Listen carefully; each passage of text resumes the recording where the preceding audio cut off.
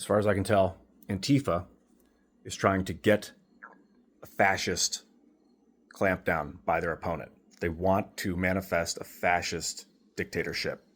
They started off by calling people fascists, trying to get them. It's like you start to manifest it with words, saying, you're this thing, you're this thing. You're like, no, I'm not. No, I'm not. You're this thing, you're this thing. And finally, one day, someone's like, fine. You want me to be that so bad? Fine. I'm that thing. That's a magic trick they try early. Soften it up. You're this thing, you're this thing. Then the brutal street violence, or the constant, I'm not touching you, I'm not touching you, I'm not touching you, pick up brick, then like a part of a threat, and then the other person will say the other part of the threat, and you're like, okay. They'll do that to get evoke out. And I used to think it was Antifa and the Proud Boys. When I watched them fight on the street, I was like, it's like the commies and the fascists in Weimar, Germany. Gavin McGinnis saw the video where I was talking about on Timcast, and he was like, no. And I saw him acknowledge how horrible that situation is between the Nazis and the fascists, or the communists and the fascists fighting in the Europe in the early 20th century. The communists, of course, now are attempting to, it's like Saul Alinsky's rules for radicals. Your action is your opponent's response.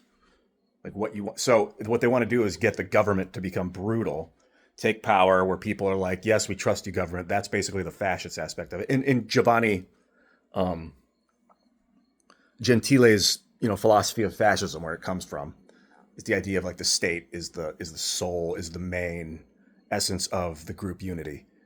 So when people give over and they're like, yes, I trust you, government. And then if the government gets brutal, that would be like the fascist. And you can label it other ways, I'm sure too, but that would be like the fascist, brutal fascist clampdown Antifa wants, because then the community will rally. This is the philosophy, to support the resistance. And that community becomes the communism. And then a community style overthrow of that evil fascist system would allow them to place a vanguard, which is what they did in the Soviet Union, the Bolshevik Revolution, a vanguard of people in control of the government for a short period of time. That's like the head of Antifa, these people that are funding it and moving money around. And the people below that think that they're that, but they're not. The vanguard gets in, and then they have the communist technocracy that would get implemented with all the government tech that they would steal. But the thing is, it's not 1920s Russia, Soviet Union. We have spy tech. Like, our government's so well advanced to defend against this stuff. They have cameras. Like, they didn't even have cameras in 1920. Tsar Nicholas of Russia had no idea what was going on in the country outside his walls. He would sit in his castle completely oblivious. So it's really hard to get away with these social upheaval movements when you have good spy tech. That's the important thing about spy tech. Terrifying, technocratic overlords watching everything you do and be like, hey, don't deviate. That's terrifying and should not happen. But it is also fascinating to be in awe of the power of American spy tech and U.S. ability to find things, call things out.